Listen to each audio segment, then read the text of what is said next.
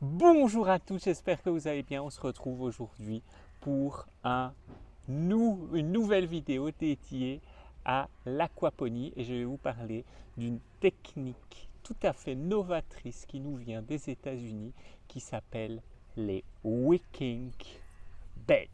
Qu'est-ce que c'est les wicking beds?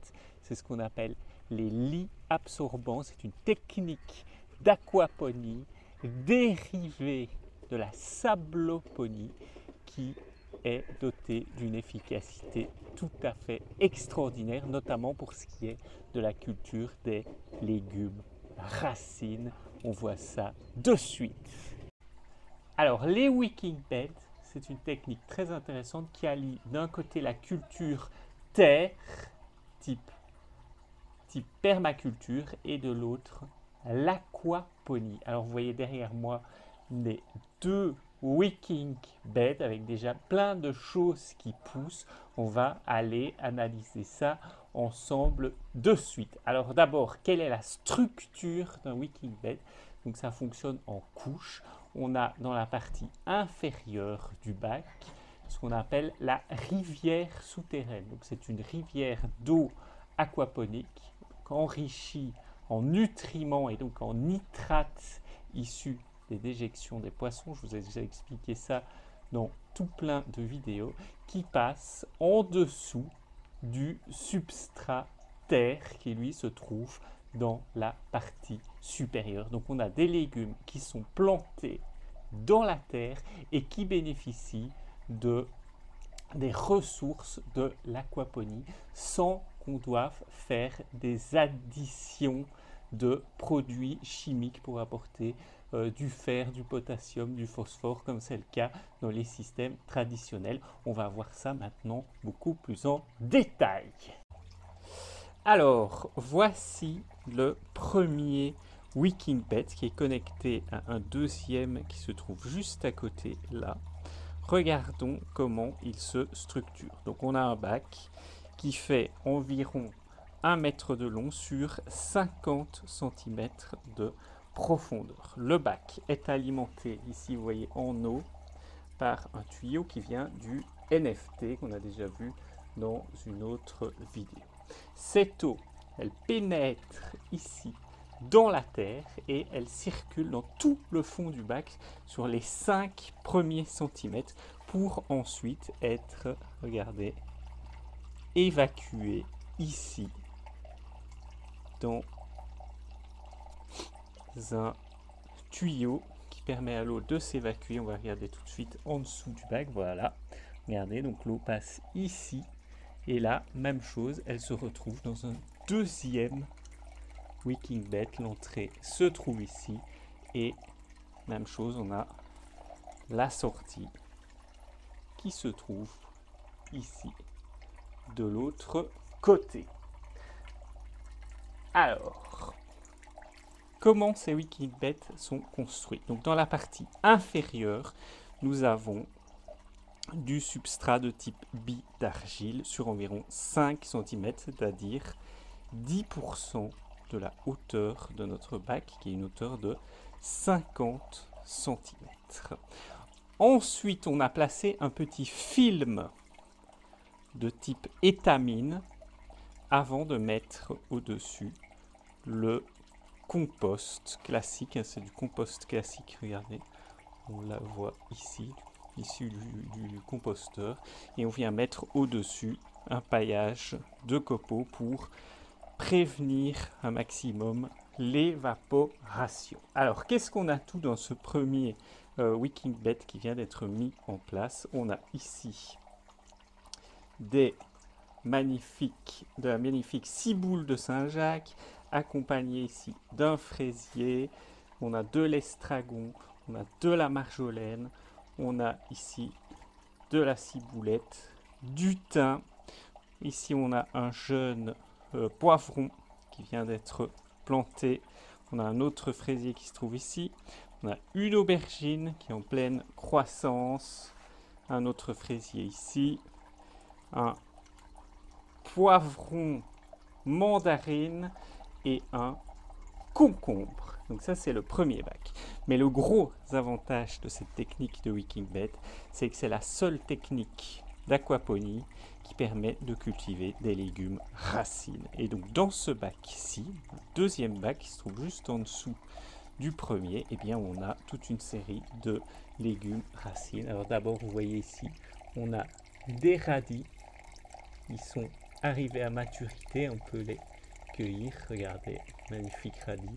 Aucun problème pour les cultiver en aquaponie. Ils sont bien gros, ils sont bien piquants, ils ont bien poussé. Et ils vont faire place, regardez, ici, devant, à des jeunes carottes qui ont été plantées là. Et vous allez voir que ça fonctionne particulièrement bien, les Wicking Beds, pour cultiver les carottes en aquaponie. Même chose ici pour les fenouils qui ont été semées ici dans le Wicking Bed et qui sont en train de parfaitement se développer. Même chose ici pour les betteraves rouges. Donc le bulbe va se développer et en attendant, regardez, on a plein de verdure de betteraves rouges. C'est délicieux à cultiver et à manger en salade. On a une plante huître, donc ça c'est pas un légume racine, mais c'est très bon et ça fonctionne très très bien en Wicking Bed. Et alors on a les échalotes qui se trouvent ici. Regardez-moi ça, elles se développent à une vitesse incroyable. Elles sont largement en avance par rapport à celles qui se trouvent dehors. Et nous avons les oignons Red Baron qui se trouvent ici devant et qui poussent très bien également. Et nous avons également un petit tomatier qui était très mal en point que j'ai mis ici dans le Wicking Bed. Et vous allez voir dans les prochains épisodes comment il va grandir.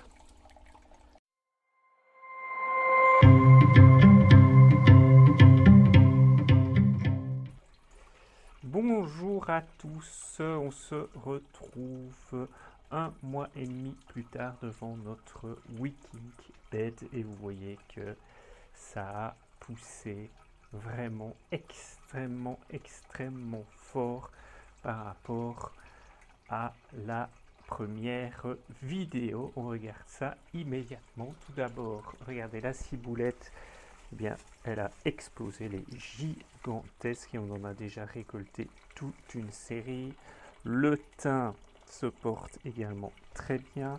On a notre basilic qui a fait son apparition, qui est en pleine explosion. On l'a déjà bien récolté aussi.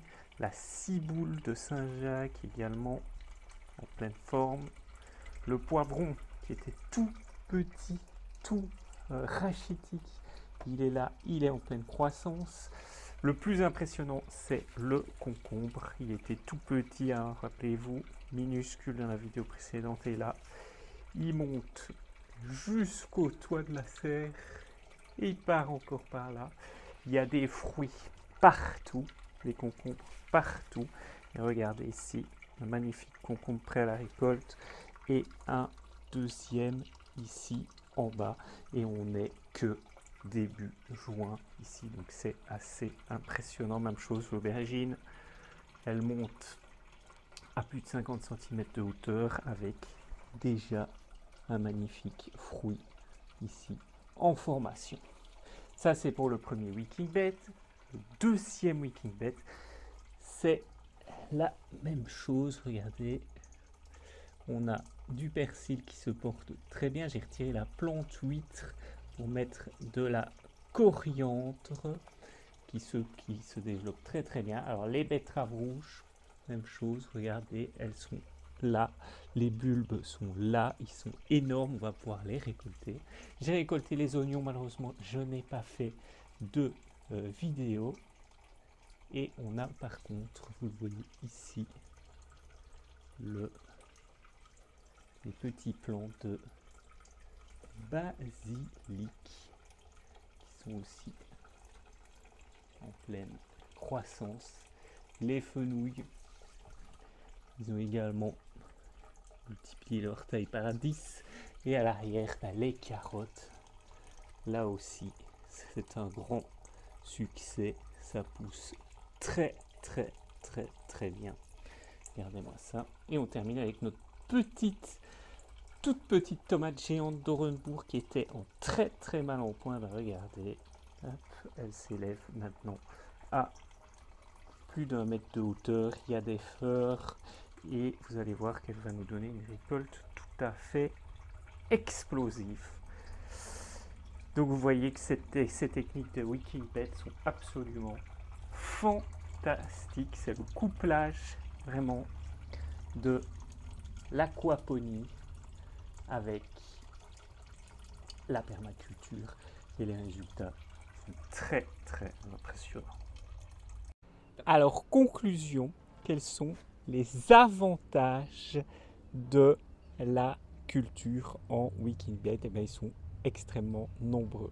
Premièrement, on a la combinaison des avantages entre la culture terre et la culture aquaponique qui offre un avantage certain à notre technique, puisque d'un côté on a un apport en eau permanent, un apport en nutriments permanent, et en plus on a les avantages du sol, l'avantage d'avoir des nutriments, du calcium, du potassium, du fer, des vitamines, et donc il n'y a pas besoin de les ajouter artificiellement dans le système.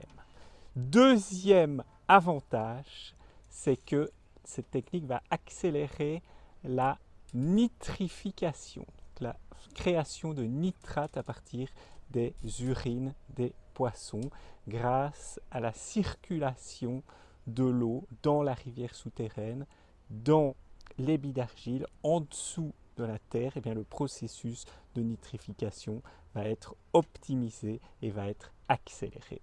Troisième avantage, on l'a vu, c'est la possibilité de cultiver des légumes racines, et ils sont aussi gros, voire plus gros que dans la culture en terre. On a vu ici le résultat sur les radis. Vous allez voir prochainement le résultat sur les autres racines, et je vous garantis qu'il est très impressionnant. Alors, il y a quand même quelques désavantages. Le premier désavantage, c'est que toutes les plantes se retrouvent dans le même bac, et donc il y a une compétition racinaire classique qui s'opère entre les différentes plantes, ce qu'on n'a pas quand on fait de la culture en NFT par exemple. Et l'autre petit désavantage, alors je ne l'ai pas encore rencontré, mais il est possible qu'il y ait un colmatage au niveau de la sortie d'eau. Si ça se produit, eh bien le Wikibet va se boucher et donc il va se remplir d'eau et déborder. Donc c'est un désavantage qui apparaît dans la littérature. Alors personnellement, je ne l'ai pas encore rencontré. Voilà, j'espère que cette vidéo vous aura été utile. On se retrouve prochainement pour suivre l'évolution de ce Wikibet et voir les récoltes des autres légumes racines. Je vous dis à très bientôt pour une nouvelle vidéo. N'hésitez pas à mettre un petit pouce et à vous abonner, et je vous souhaite d'excellentes récoltes pour cette année 2023.